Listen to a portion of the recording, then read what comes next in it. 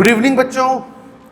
So again we are here at Arise Academy discussing the chapter Current and Electricity for class 12th. We have already did almost 22 or 23 lectures approximately on current and electricity. तो last lecture में बेटा we discussed some formula related temperature dependence of resistance and temperature dependence of resistivity. उसके फॉर्मूले वगैरह बेटा हमने देखे थे लास्ट लेक्चर में. And today we are going to solve numericals based on those formula, है ना. मैंने आपको दो फार्मूला बेटा बताया था इंपॉर्टेंट पॉइंट्स टू रिमेंबर में. क्या क्या थे वो दोनों फार्मूले? एक तो बेटा अल्फा निकालने का फार्मूला था. क्या था फार्मूला? फटाफट बोल देंगे.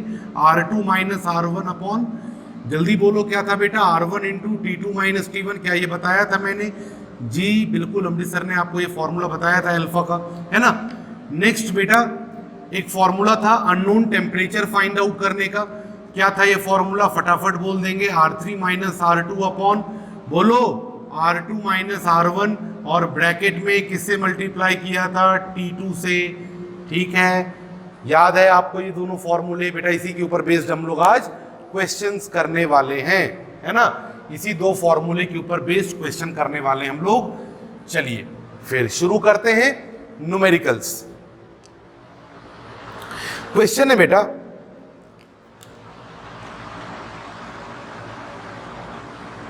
क्वेश्चन है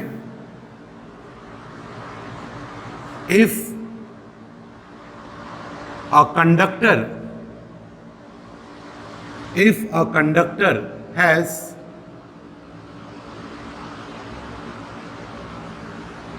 a conductor has resistance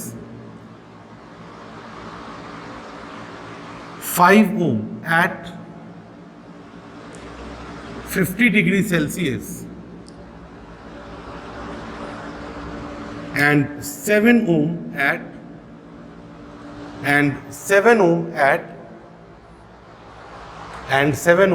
100 degrees Celsius, then find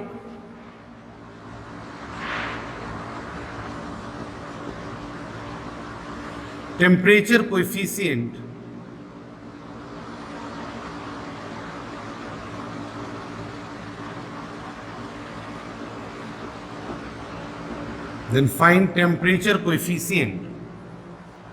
of its resistivity.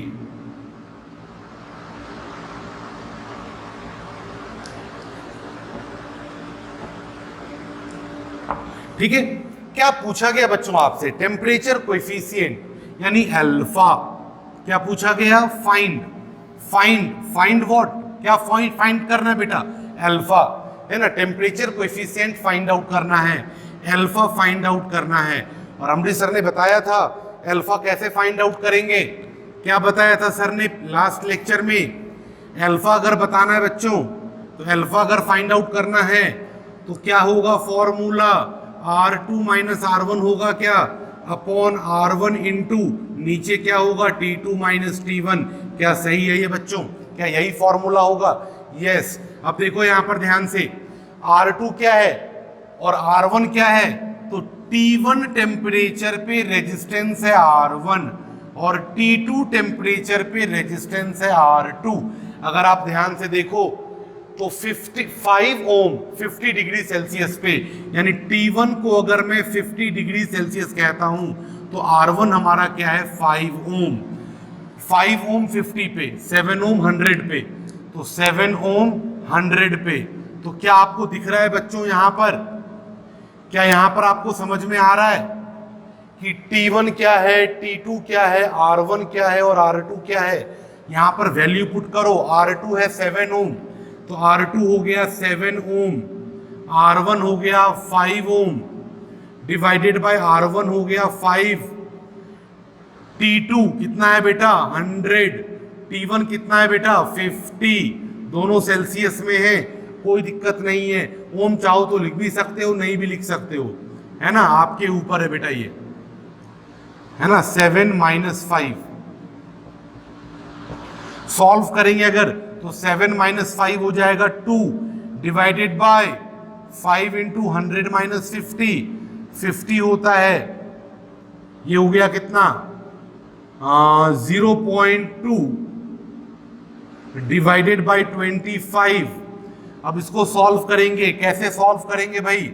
तो 0 पॉइंट लगा दिया, एक और 0 लगा दिया, कुछ नहीं हुआ तो एक और लगा दिया और फिर 8 हो गया, है ना, फिर 8 हो गया। तो 0.008 अल्फा की यूनिट क्या होती है? पर डिग्री सेल्सियस या सेल्सियस इनवर्स, ये यूनिट होती है अल्फा की। क्लियर है? ये कॉपी करो फटाफट, है ना। एक फॉर्मूला ये बताया था मैंने अल्फा निकालने का, है ना। अगर T1 टेम्परेचर पे रेजिस्टेंस है R1 और T2 टेम्परेचर पे रेजिस्टेंस है R2, T1 टेम्परेचर पे रेजिस्टेंस है R1, T2 टेम्परेचर पे रेजिस्टेंस है R2, तो बताओ अल्फा क्या होगा? तो अल्फा होगा R2 minus R1 upon R1 into T2 minus T1। Very very simple, ठीक है। चलिए कॉपी कीजिए इसको जल्दी से।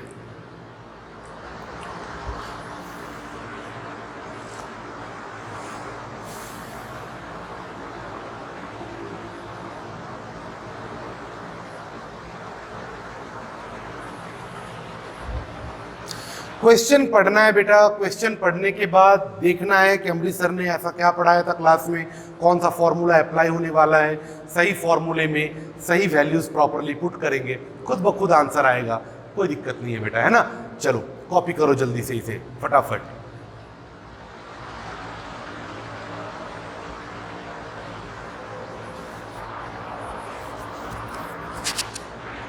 मिटाओ इसको, क्या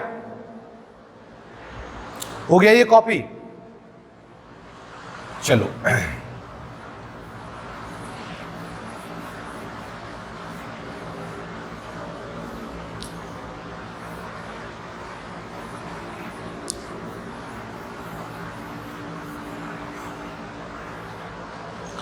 चलो अगला क्वेश्चन देखो क्या है बच्चों। अगला क्वेश्चन है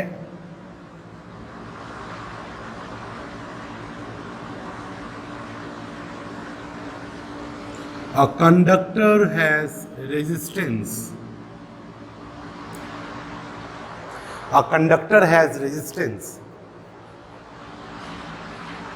A conductor has resistance 10 ohm at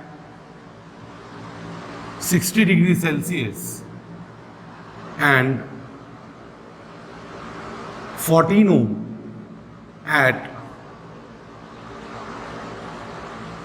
80 degrees Celsius. What will be 10 ohm at 60 degrees Celsius and 14 ohm at 80 degrees Celsius? Find its coefficient of resistivity.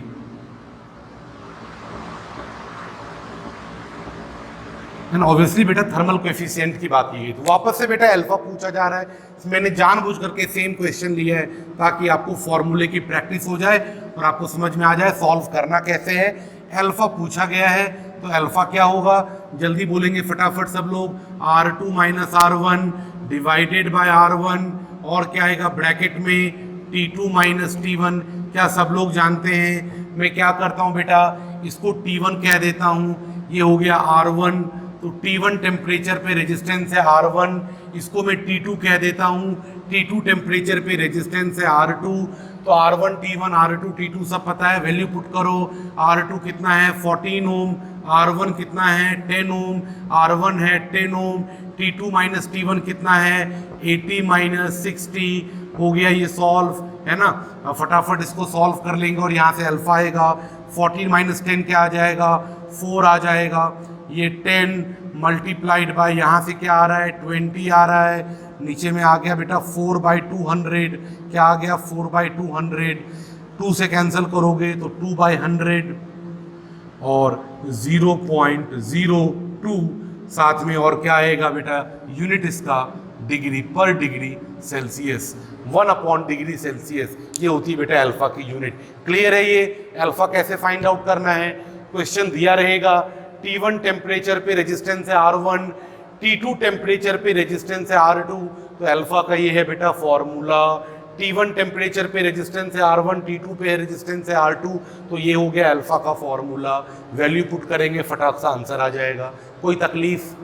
ठीक है, आगे बढ़ो, कॉपी करो इसको जल्दी।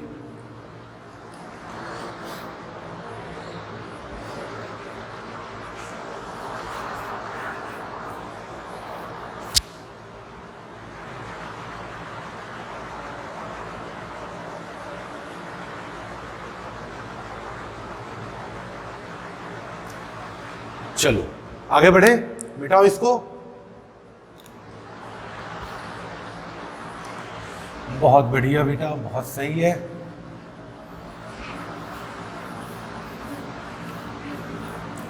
अब कुछ रेजिस्टेंस थर्मोमीटर पे बेटा क्वेश्चन करते हैं, अननोन टेम्परेचर फाइंड आउट करने के ऊपर क्वेश्चन आते हैं कुछ, है ना, कुछ उस तरह के सवाल करेंगे बेटा हम लोग अभी, है ना। चलो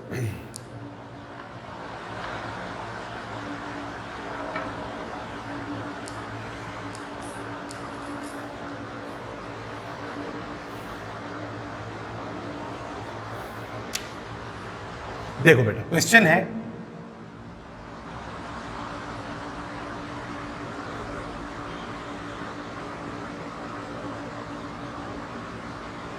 a platinum thermometer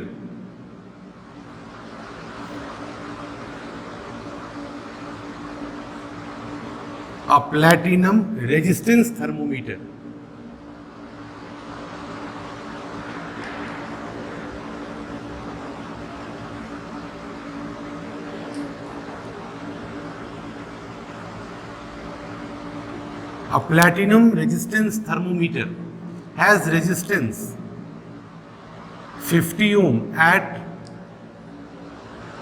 20 degree Celsius. आगे दिया गया बेटा its resistance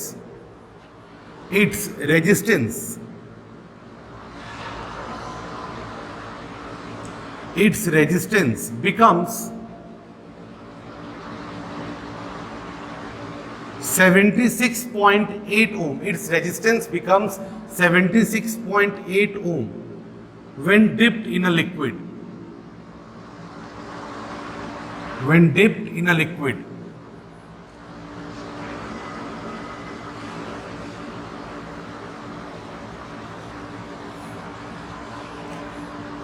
Find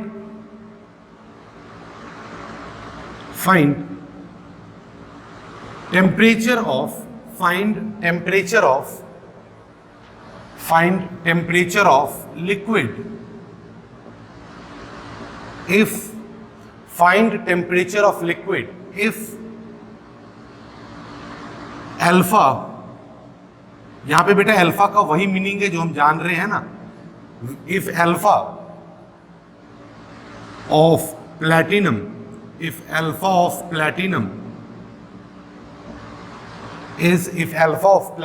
is equal to 3.92 into 10 to the power -3 पर डिग्री सेल्सियस। बेटा प्रीवियस ईयर क्वेश्चन है ये, इसलिए मैंने इसके डेटा में कोई चेंज नहीं किया, एज इट इज डेटा लिया मैंने जैसा प्रीवियस ईयर में आया हुआ है ना। ठीक है, वही सेम डेटा लिया है ताकि डिफिकल्ट हो या सिंपल हो डेटा, उससे मतलब ना रहे अपने को, है ना। ऐसा एग्जाम में पूछा जाता है तो अपने को इस तरह के क्वेश्चंस सॉल्व करने के लिए आना चाहिए, है ना। ये सीधी सी बात है बेटा। 76.8 ओम है ना, थोड़ा हाँ ठीक है। चलो अब सॉल्व करते हैं बेटा। देखो टेम्परेचर पूछा गया बेटा, क्या पूछा गया? टेम्परेचर। तो मैंने आपको अननोन टेम्परेचर निकालने के लिए, थर्मोमीटर वाले केस में अननोन टेम्परेचर निकालने के लिए मैंने आपको कैसा फॉर्मूला बता रखा है बेटा? R3 minus R2 upon R2 minus R1 into T2। लेकिन बेटा ये लेंदी है थोड़ा फॉर्मूला, है ना, this formula is a bit lengthy. और ये फॉर्मूला तब अपने को यूज करना है बच्चों जब तीन रेजिस्टेंस दिए हो। जैसे एक रेजिस्टेंस है 50, ये दूसरा रेजिस्टेंस है 76.8 और एक तीसरा रेजिस्टेंस भी दिया होना चाहिए, बट तीसरा रेजिस्टेंस तो है ही नहीं। क्या दिया गया है? अल्फा। तो इन सच सिचुएशन आपको कैसे यूज करना है बेटा ये फॉर्मूला, है ना, वो बताता हूं। देखो आप सीधे तौर पे ऐसे लिखोगे बेटा, सीधा formula R2 equal to R1 bracket में आएगा 1 plus alpha T2 minus T1। ये फॉर्मूला हम जानते हैं, है ना, सीधे हम ये फॉर्मूला लिखेंगे बच्चों। अब देखो, T1 टेम्परेचर पे रेजिस्टेंस है R1, T2 टेम्परेचर पे रेजिस्टेंस है R2, अपने को T2 निकालना है, ये सब दिया होगा। देखो इसको R2 मान लो, 76.8 को हमने क्या ले लिया बेटा R2, R1 क्या हो गया 50, ये जो 50 है ये क्या हो गया R1। देखो मैं यहाँ पे लिखते जाता हूँ, देखना ध्यान से। T1 टेम्परेचर पे रेजिस्टेंस हो जाएगा बेटा R1, T1 दिया गया है 20 और R1 हो गया 50, ठीक है 50 ओम। फिर T2 टेम्परेचर ये अपने को फाइंड आउट करना है, और T2 टेम्परेचर पे रेजिस्टेंस दिया गया अपने को कितना R2, और ये R2 हो गया बेटा 76.8 ओम, ठीक है। ये T2 फाइंड आउट करना है, तो ये फॉर्मूला सीधे यूज करेंगे हम, ठीक है। तो देखो R2 कितना हो गया, वहां देखो 76.8, R1 कितना हो गया 50। अब यहां पर वैल्यू पुट करो, 1 प्लस अल्फा कितना दिया गया, अल्फा दिया गया 3.92 into 10 to the power minus 3, ये दिया गया alpha. T2 minus T1, T2 find out करना है, माइनस T1, T1 कितना है 20, तो T2 माइनस T1, T1 हो गया 20, है ना। काफी खतरनाक सा डेटा लग रहा है बट कोई बात नहीं, बहुत आसानी से इजीली सॉल्व हो जाएगा, परेशान होने की आपको जरूरत नहीं है। 50 से सीधे डिवाइड करो, यहाँ पे 50 से डिवाइड करोगे क्या आ जाएगा ये बताओ, 76.8 divided by 50, this is equal to, ये डिवाइड हो गया, यहाँ बचा क्या 1 प्लस इसको लिख दो, ये 3.92 into 10 to the power minus 3, यहाँ आ गया T2 माइनस 20, ठीक है। चलो आगे सॉल्व करते हैं, इसको सॉल्व करेंगे तो ये आ जाएगा बेटा 7.68, ये 0 हटा देंगे 7.68, और 5 से डिवाइड करेंगे अपन अगर उसे, है ना, तो 5 से अगर डिवाइड करते हैं तो कितना आ जाएगा ये बताओ मुझे,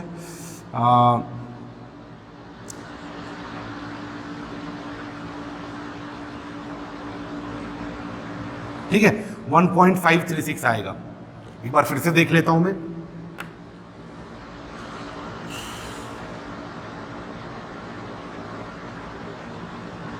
ठीक है यही आएगा बेटा, ठीक है।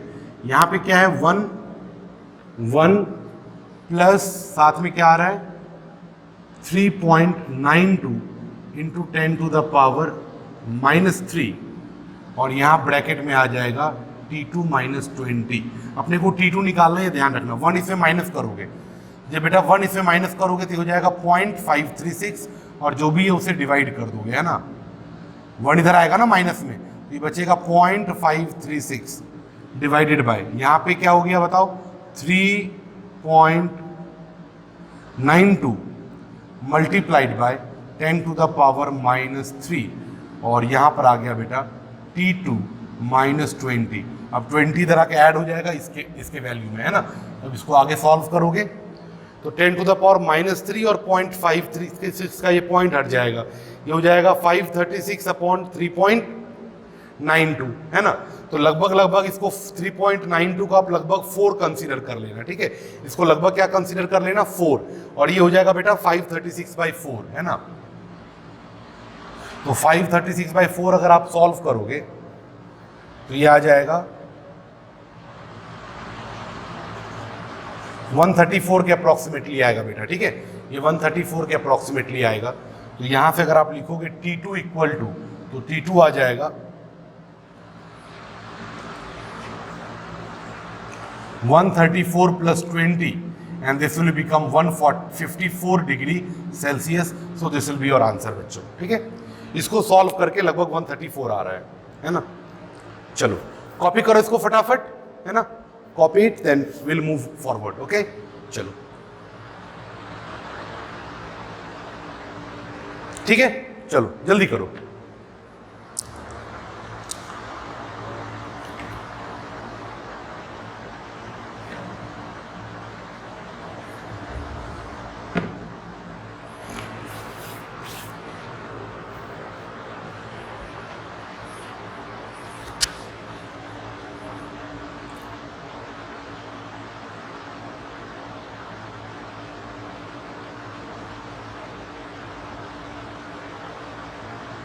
मतलब जैसे मान लो कि इसको मैंने क्या किया बेटा, 4 कंसीडर कर लिया ना इस चीज को, तो इससे क्या होगा कि देखो जितना है ये, इससे ज्यादा कंसीडर किया ना मैंने, मैं तरीका बता रहा हूं कैसे सॉल्व करते हैं न्यूमेरिकल्स को। जितना है ये उससे, क्योंकि 3.9 है, मैं इसे 4 मान रहा हूं, तो मैं जितना है ये उससे ज्यादा मान रहा हूं, यानी मैं डिनोमिनेटर अपने हिसाब से बढ़ा दे रहा हूं, डिनोमिनेटर बढ़ा दे रहा हूं अपने हिसाब से बढ़ा दिया, तो ये वैल्यू जो आई ये कम आई, एक्चुअल वैल्यू 134 से थोड़ा ज्यादा होगा, हो सकता है 134 से ज्यादा हो करके थोड़ा 144 हो, कुछ ऐसा हो सकता है 147 हो, मतलब वैल्यू हो सकता है इससे थोड़ी सी बढ़ के होगी। तो अगर आपके पास 4 ऑप्शन रहते हैं बेटा, तो उस 4 ऑप्शन में आप ये चेक कर सकते हो, है ना, कि एक्चुअल आंसर कौन होगा। जो भी होगा वो 134 से ज्यादा होगा, बहुत ज्यादा भी नहीं, बट 134 से 140 145 के रेंज में कोई आंसर आपका आना चाहिए, ठीक है, बहुत ज्यादा नहीं आएगा।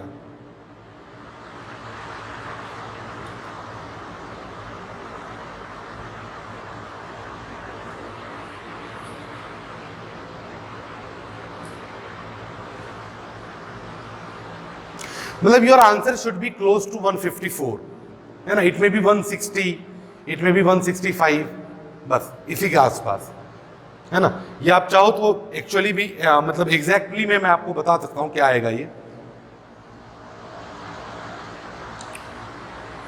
आई will have to use calculator exact value के लिए, क्योंकि ज्यादा टाइम पास नहीं करेंगे हम, है ना। 536 डिवाइडेड बाय 3.92, ये बेटा 134 हमने लिखा है, ये 136 है ना, तो बहुत ज्यादा डिफरेंस नहीं है, ठीक है।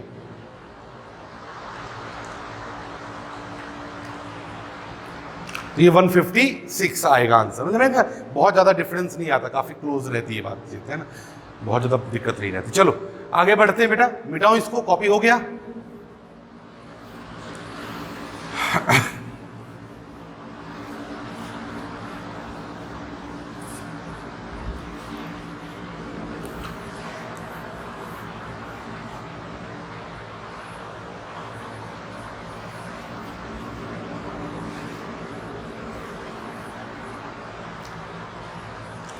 एक बेटा एनसीईआरटी का क्वेश्चन है,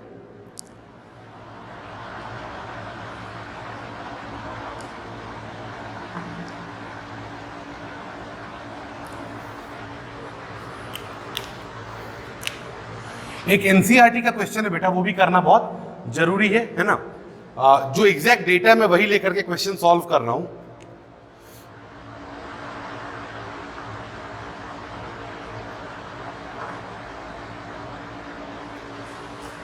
ठीक है,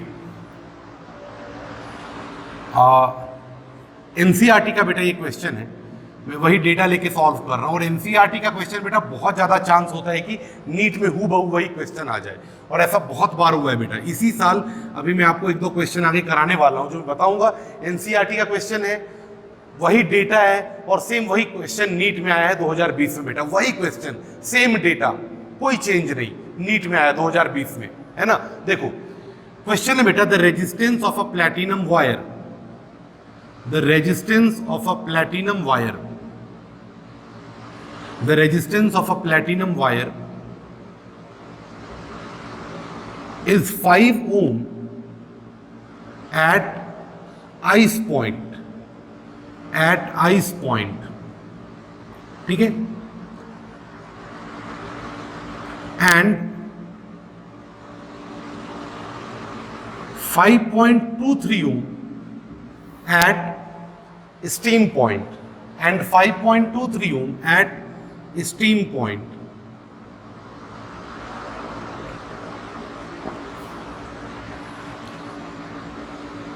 When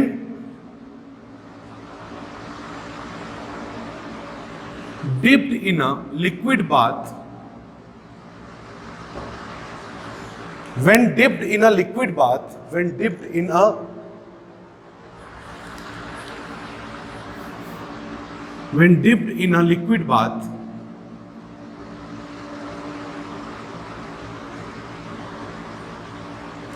its temperature becomes, when dipped in a liquid bath, its temperature becomes, sorry, not temperature, its resistance becomes 5.795 ohm. Find temperature of the liquid.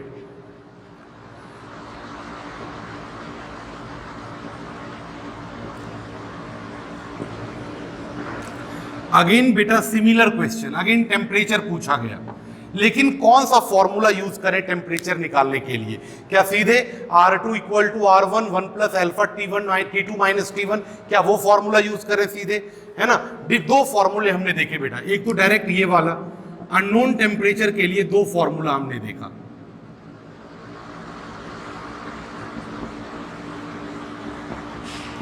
एक तो ये फॉर्मूला और दूसरा फॉर्मूला मैंने आपको क्या बताया अननोन टेम्परेचर का, T3 इक्वल टू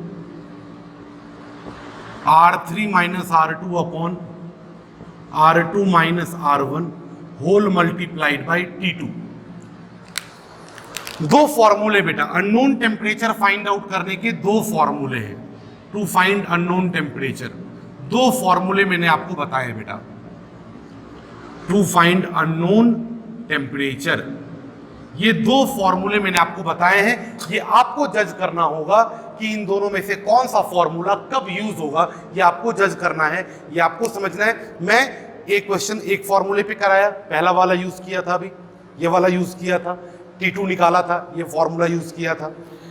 अभी बेटा ये वाला यूज होगा, तो कब ऊपर वाला यूज करना है, कब नीचे वाला करना है, ये मैं अभी आपको बता देता हूं।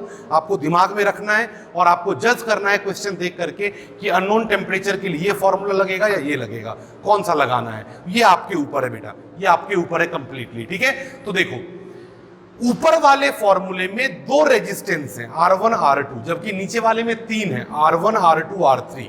अब क्वेश्चन देखो और देखो, जब दो रेजिस्टेंस तो ऊपर वाला, जब तीन रेजिस्टेंस तो नीचे वाला। अब देखो कितने रेजिस्टेंस दिए गए हैं, 5 ओम, 5.23 ओम, 5.795, कितने रेजिस्टेंस है, तीन। तो कौन सा यूज होगा, नीचे वाला। एकदम सिंपल तरीका है ना, ज्यादा टेंशन लेने की जरूरत ही नहीं है।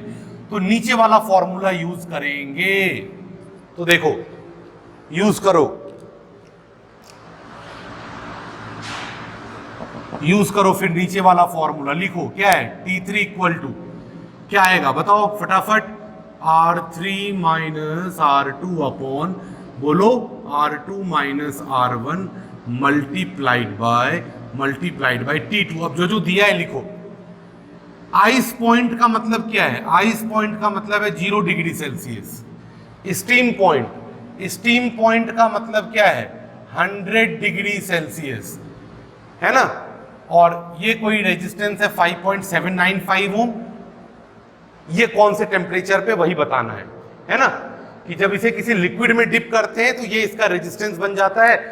तो बताओ लिक्विड का टेम्परेचर क्या है। अब देखते हैं ध्यान से बच्चों, 0 डिग्री पे टेम्परेचर है 5 ओम, तो अगर मैं लिखूं T1 टेम्परेचर पे रेजिस्टेंस R1, T2 टेम्परेचर पे रेजिस्टेंस R2, T3 टेम्परेचर पे रेजिस्टेंस R3, तो 0 पे रेजिस्टेंस 5, T1 है 0, temperature 0, resistance 5, T2 ice point 100 degree, T2 100 degree पे रेजिस्टेंस R2 कितना 5.23, T3 टेम्परेचर फाइंड आउट करना है और उस पे रेजिस्टेंस कितना दिया गया है 5.795। सब वैल्यू उठा के सीधे पुट करो यहाँ पे, R3 कितना 5.795 R3 पुट करेंगे यहाँ पे, R3 की जगह पे पुट किया 5.795। R2 कितना 5.23, R2 की जगह पे पुट किया 5.23 डिवाइडेड बाय R2 कितना है, R2 5.23 माइनस R1 कितना है 5 मल्टीप्लाइड बाई T2 कितना है टेम्परेचर बताते जाओ 100। अरे आया समझ में, मजाक में सॉल्व होता है क्वेश्चन, कुछ नहीं। क्लैरिटी होनी चाहिए, दुनिया की कोई ताकत आपको क्वेश्चन सॉल्व करने से रोक नहीं सकती बेटा, है ना। कॉन्सेप्चुअल क्लैरिटी होनी चाहिए, पता होना चाहिए कौन सा फॉर्मूला कब यूज करना है। चाहे कोई भी क्वेश्चन ले आओ, किसी किताब का ले आओ क्वेश्चन, NCERT हो चाहे जो भी हो, है ना, सब सॉल्व होता है बेटा फटाफट। अब देखो इसको थोड़ा बहुत कैलकुलेशन का ध्यान रख लेना है ना, आपके साथ सबसे बड़ी समस्या है कैलकुलेशन की, होता नहीं है आपसे सॉल्व। अब छोड़ दूं मैं सॉल्व करूँ ना तो 10 बच्चे 10 का अलग अलग आंसर आएगा, है ना। 100 बच्चों की भीड़ में 100 के अलग आंसर आते हैं तुम्हारे, यही सबसे बड़ी परेशानी है। क्या करूं मैं, मुश्किल है ये, ऐसे नहीं चलेगा बेटा काम, है ना। कैलकुलेशन बहुत ही पेशेंस के साथ करो कैलकुलेशन, और फोकस्ड रहो सॉल्व करते वक्त। दिमाग में और ख्याल नहीं आने चाहिए आंसर आएगा कि नहीं आएगा, पता नहीं सॉल्व करने का कुछ और ही तो नहीं आ जाएगा, आंसर ही आएगा ना दुनिया में। और बाहरी मतलब इसे बकवास ख्याल नहीं लाने हैं। When you are solving the question, be focused on the question, be focused on the calculation, have patience, definitely your answer will come, है ना। थोड़ा फोकस रखो सॉल्व करते वक्त, कैलकुलेशन करते वक्त, ठीक है। अब देखो इसको सॉल्व करेंगे तो ये हो जाएगा 23050, क्या आ जाएगा बेटा 5 माइनस 3, सॉरी देखो मैं भी फोकस नहीं रख रहा हूं, मैं भी गड़बड़ कर रहा हूं। 5 माइनस 0 5, 9 माइनस 3 6, 7 माइनस 2 5, 5 माइनस 5 0, ऊपर में आ गया 5.65, नीचे में 0.23 मल्टीप्लाइड बाय 100 डिग्री सेल्सियस, 100 मतलब, है ना। फाइनली आपको टेम्परेचर निकालना है तो ये सेल्सियस में ही आएगा। अब 565 है बेटा, नीचे में 23 है, इसको अप्रोक्सीमेटली देखो मैं क्या लिखूंगा, देखना ध्यान से। ये लगभग मुझे लग रहा है बेटा 20 टाइम्स, है ना। इसको 560 अगर मैं लिखता हूँ, क्या लिखता हूँ, तो 2 टाइम्स से 46 हो जाएगा, 3 टाइम्स 66 हो जाएगा, है ना। तो ये है 565 बाय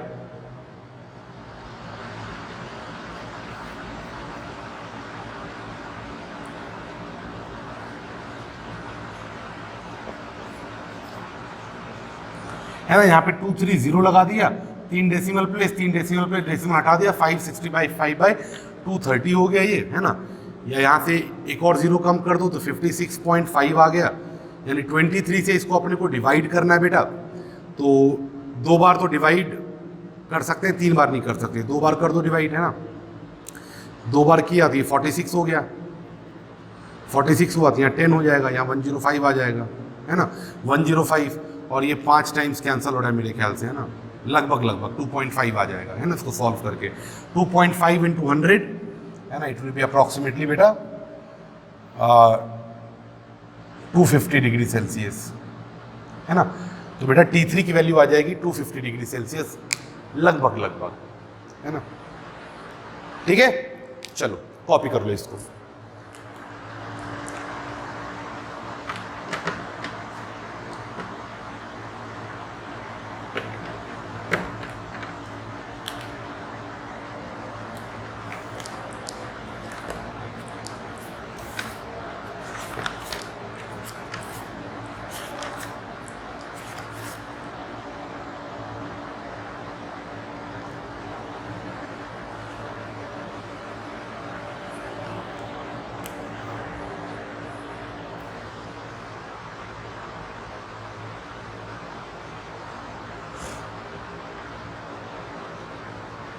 ठीक है बच्चों, मिटाऊं?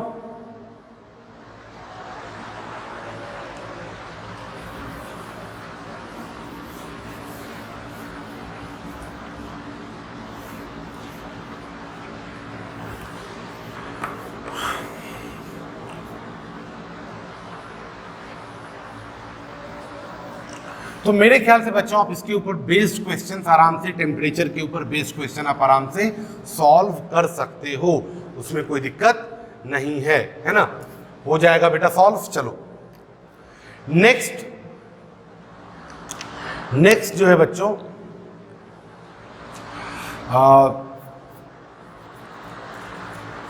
आप लिख लो, एक छोटा सा टॉपिक है,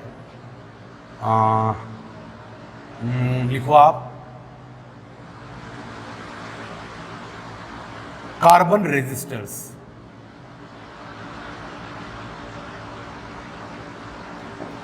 कार्बन रेजिस्टर्स, ये टॉपिक लिख लो बेटा, कार्बन रेजिस्टर्स। ठीक है, देखो बेटा जनरली जो हम डे टू डे आजकल जो एप्लियंसेस में बेटा यूज करते हैं मोस्टली वो कार्बन रजिस्टर यूज होता है ना।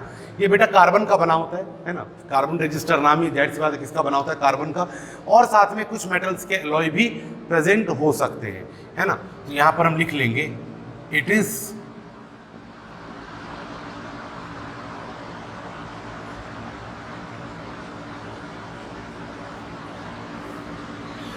Is generally made up of carbon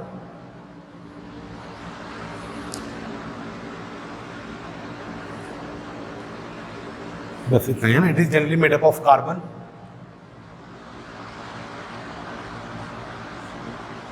it may contain some other alloys, it may contain some other alloys, है ना, than carbon, या विथ कार्बन ऐसे लिख सकते हैं, विथ कार्बन। कार्बन के साथ और भी बेटा एलॉयज हो सकते हैं, है ना।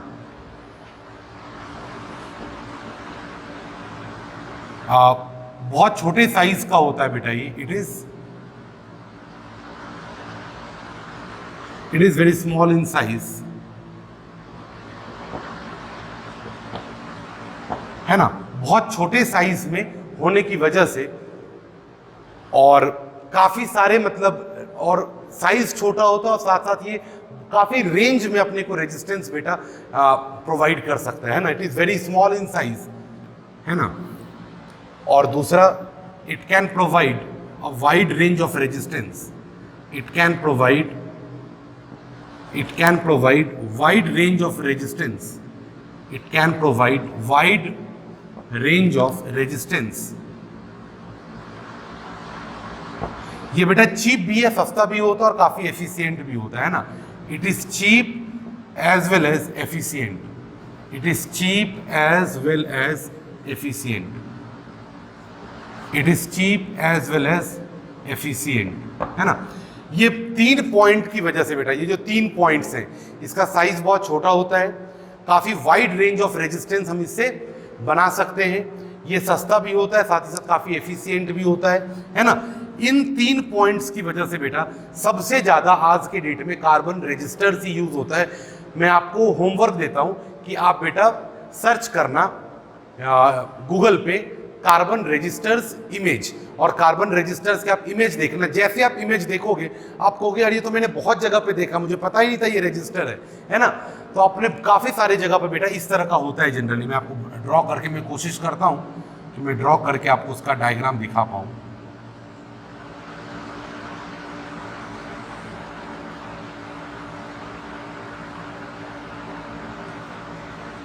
इसके ऊपर इस तरह के रिंग्स बने होते हैं, काफी सारे कलरफुल रिंग्स होते हैं इससे, है ना।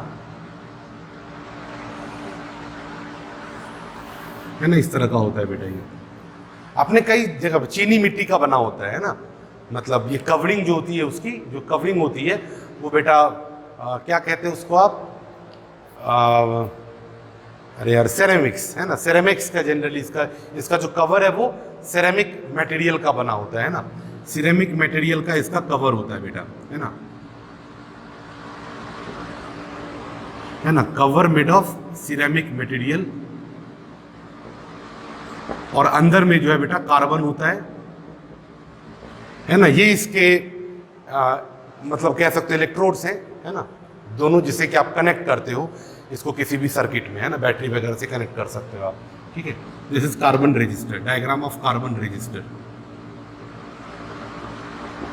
देखना आप इमेज एक बार जरूर गूगल पे सर्च करके। और ये इसके ऊपर कलरफुल रिंग्स होते हैं, है ना। दीज आर द बेटा कलरफुल रिंग्स, है ना। दीज आर द कलर, मैं कलर से ही ड्रॉ कर देता हूं, है ना।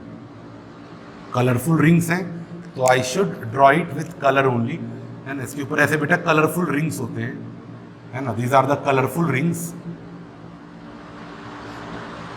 ये कलरफुल रिंग्स इसकी सुंदरता बढ़ाने के लिए नहीं है।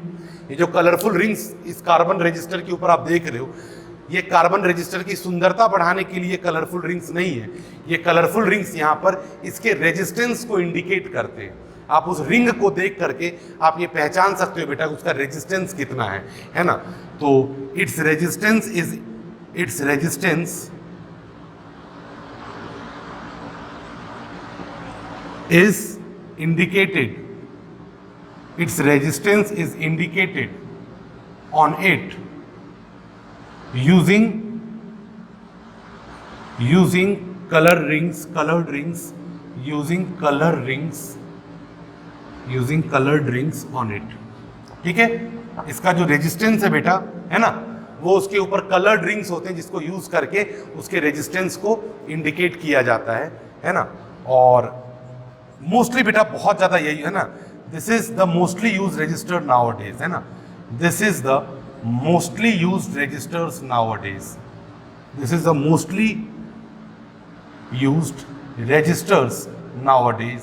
यही बेटा सबसे ज्यादा रजिस्टर्स नाउअडेज यूज हो रहा है आजकल है ना। काफी सारी जगह पे आप इसको देख सकते हो, दिख जाएगा आपको आपके कैलकुलेटर में। अगर मान लो कैलकुलेटर है उसमें, आपके फोन्स में, दुनिया भर जगह यार जितने इलेक्ट्रॉनिक्स आइटम है सब जगह जो रजिस्टर यूज हो रहा है वो यही कार्बन रजिस्टर है। ठीक है, रेस्ट बेटा आगे हम लोग कार्बन रजिस्टर के बारे में पढ़ेंगे कि इसके ऊपर ये जो कलरफुल रिंग्स हैं, ये कलरफुल रिंग्स को देख करके हम कैसे पता लगाएं, अनुमान लगाएं कि उसका रेजिस्टेंस कितना है, कैसे हम उस रिंग को देख करके उसके रेजिस्टेंस को बता सकते हैं। ठीक है, तो ये सारी बातें बच्चों हम लोग देखेंगे नेक्स्ट लेक्चर में है ना। In the next lecture will see कि how we can predict the resistance of the carbon resistors by seeing the colourful rings on it. Okay, हर एक कलर का कुछ मीनिंग है यहाँ पे। जैसे रेड कलर है उसका कुछ मीनिंग है, फिर ब्लैक कलर है उसका कुछ मीनिंग है, फिर ब्लू कलर है उसका कुछ मीनिंग है। ऐसे कई सारे कलर्स हैं बेटा, सबका वहां पर कुछ मीनिंग है। ब्राउन, ब्लैक है ना, रेड, ऑरेंज, येलो, ग्रीन है ना, बहुत है बेटा, बहुत सारे कलर्स हैं। मतलब ग्रे है, व्हाइट है, सिल्वर है, गोल्ड है, there are so many colours है ना, वायलेट है। तो हर एक कलर का कुछ मीनिंग होता है वहां पे। तो वो सब मैं आपको अगले लेक्चर में बेटा लिख करके बताऊंगा किस कलर का क्या मीनिंग है, और कलर रिंग्स देख करके आप उसके रेजिस्टेंस को कैसे लिख सकते हो। ओके, सो आज के लेक्चर को यहीं पर समाप्त करते हैं और मिलते हैं बेटा नेक्स्ट लेक्चर में। कार्बन रेजिस्टर्स के बारे में चर्चा होगी और ओमिक नॉन ओमिक रेजिस्टेंस के बारे में बातें होंगी, and then will move on to the next topic, combination of resistances and other things है ना। फिर सर्किट और सर्किट एनालिसिस इन सब के बारे में बात करेंगे बेटा। ठीक है, चलिए बाय बाय, टेक केयर, शुक्रिया, मिलते हैं अगले लेक्चर में। Bye bye.